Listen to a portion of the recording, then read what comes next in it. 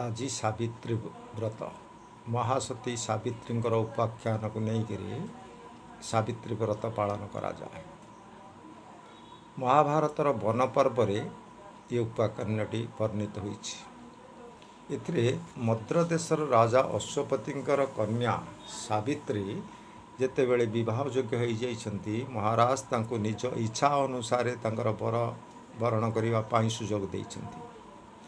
ସାବିତ୍ରୀ ଦିନେ ବନରେ ବୁଲିଥିବା ସମୟରେ ସେ ଏକ ସୁପୁରୁଷକୁ ଦେଖିଛନ୍ତି ଏବଂ ସେ ସୁପୁରୁଷ ଜଣକ ହେଉଛନ୍ତି ଗୋଟିଏ ରାଜ୍ୟର ରାଜାଙ୍କର ପୁତ୍ର, ଯିଏକି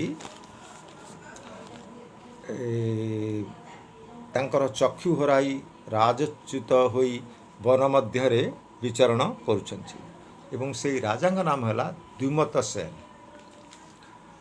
ସାବିତ୍ରୀ ସତ୍ୟବାନଙ୍କୁ ଜଙ୍ଗଲରେ ଦେଖି ଏକଥା ତାଙ୍କର ପିତାମାତାଙ୍କରେ ପ୍ରକାଶ କରିଛନ୍ତି ଏବଂ ଏଥିରେ ପିତାମାତା ବହୁ କଷ୍ଟରେ ରାଜି ହୋଇଛନ୍ତି ଏବଂ ବିବାହ ମଧ୍ୟ ସେଇ ସତ୍ୟବାନଙ୍କ ସହିତ ସାବିତ୍ରୀଙ୍କର ହୋଇଯାଇଛି। ସାବିତ୍ରୀ ଜଙ୍ଗଲରେ ରହି ସତ୍ୟବାନଙ୍କର ସେବା ଶୁଶ୍ରୂଷା କରିଛନ୍ତି, କିନ୍ତୁ ଦିନେ ସତ୍ୟବାନ କାଠ କାଟୁଥିବା ବେଳେ ଅସୁସ୍ଥ ହୋଇପଡ଼ିଛନ୍ତି ଏବଂ ସେ ସାବିତ୍ରୀଙ୍କ କୋଳରେ ମୁଣ୍ଡ ଦେଇ ତାଙ୍କର ପ୍ରାଣତ୍ୟାଗ କରିଛନ୍ତି। ସେ ପ୍ରାଣତ୍ୟାଗ କରିଲା ପରେ ଯେତେବେଳେ ଯମଦୂତମାନେ ଆସିଛନ୍ତି, ସାବିତ୍ରୀଙ୍କର ପତିବ୍ରତାର ପରାକାଷ୍ଠାରେ ସେମାନେ ସେଠାରୁ ଫେରି ଯାଇଛନ୍ତି ଏବଂ ନିଜେ ସ୍ୱୟଂ ଯମରାଜ ଆସିଛନ୍ତି ଏବଂ ଯମରାଜ ସାବିତ୍ରୀଙ୍କର ଭକ୍ତିରେ ମୁଗ୍ଧ ହୋଇ ତାଙ୍କୁ 3ଟି ବର ମାଗିଛନ୍ତି ଏବଂ ଯମରାଜ କହିଛନ୍ତି, ତୁ ଯାହା ମାଗିବୁ ମାଗ, କିନ୍ତୁ ମୁଁ ଏ ନିୟମ ବହିର୍ଭୂତ କାମ କରିପାରିବି ନାହିଁ। ଯେହେତୁ ତୋ ସ୍ୱାମୀର ଆଜି ମୃତ୍ୟୁ ଦିନ, ତାକୁ ଫେରିଯିବାକୁ ହେବ, ମୁଁ ତାକୁ ନେବି।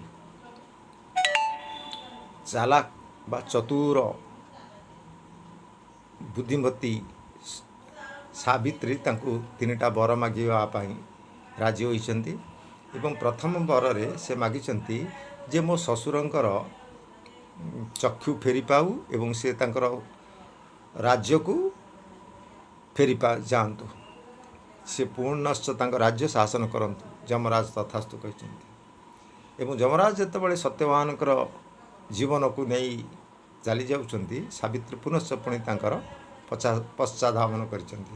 ଦ୍ୱିତୀୟ ବରରେ ସେ ମାଗିଛନ୍ତି, ଦେଖ ମୋ ପିତାଙ୍କର କୌଣସି ପୁତ୍ର ନାହିଁ, ତେଣୁ ତାଙ୍କର ଯେପରି ପୁତ୍ର ସନ୍ତାନ ହେବ ମୋତେ ଆଶୀର୍ବାଦ କରନ୍ତୁ। ଯମରାଜ ତାକୁ ମଧ୍ୟ ତଥାସ୍ତୁ କହିଛନ୍ତି।